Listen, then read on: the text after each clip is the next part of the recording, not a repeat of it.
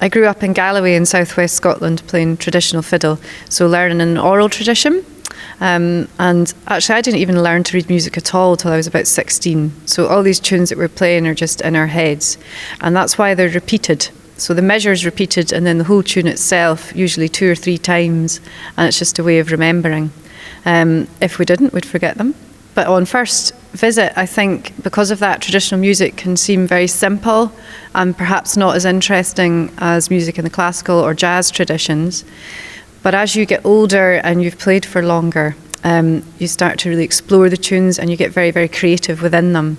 So if you listen to me playing them there, they weren't played the same, any repeat. Each time I did something a little bit different rhythmically or vary the melody just a little. Yeah. So a lot of the tunes are really, really old. We might not know, they won't have a composer attributed to them. So they're just labelled traditional.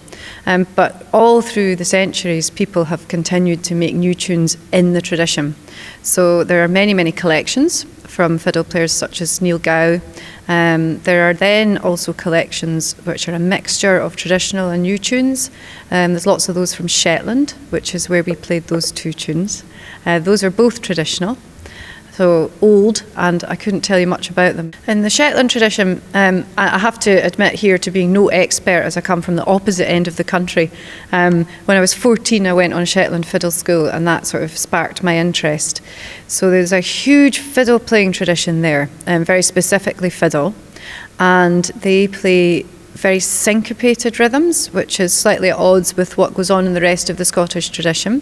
Hence probably why I was interested when I was younger, because I hadn't heard anything like that before.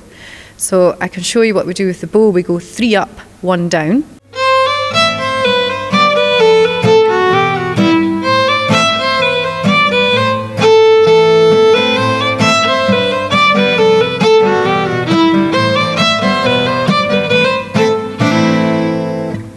And the other thing that happens in the Shetland tradition very commonly is Shetland is halfway between the north of Scotland and Norway, and they borrow from the Norwegian Hardanger fiddle tradition. And a Hardanger fiddle is a violin with sympathetic strings, so it rings. So Shetland players tend to do a lot of double stopping, and they call that ringing strings.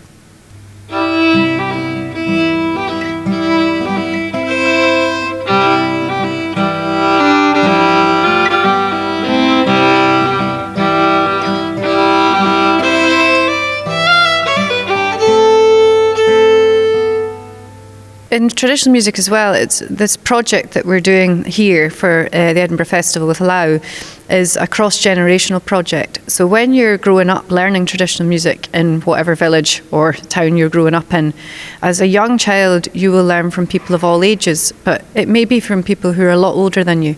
And my example would be, I had a next door neighbour who was an accordion player called Tommy Edgar, and he used to take me to first of all Highland dance, because I did some Highland dancing, and then latterly to play some fiddle tunes as part of his concert band. Then they would play for dancing, but I was nowhere near up to speed. So they had a PA, and I would sit there with no microphone and just slowly pick up the tunes over the years. We had village ceilidhs, everyone of every age goes and folk just take a turn. So it is a very social form of music making. But, you know, I also did a little bit of school orchestra playing, and that's very social too. So there are commonalities, I think. But possibly in other traditions, you group people more by age, whereas we'll meet up no matter what age you are, you're all welcome.